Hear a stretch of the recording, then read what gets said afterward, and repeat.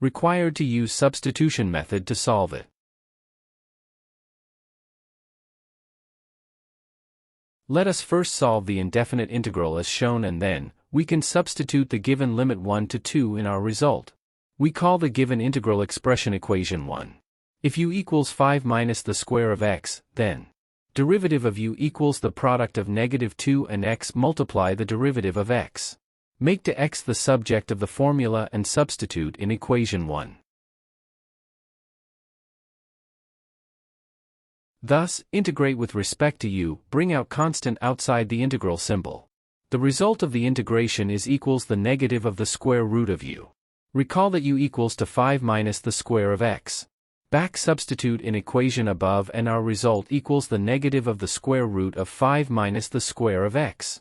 Now, we can substitute the given integral limit 1 to 2.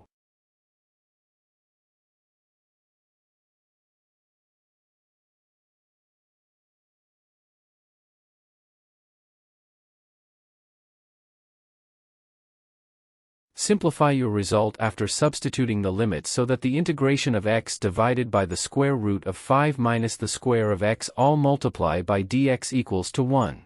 Option C is the correct answer.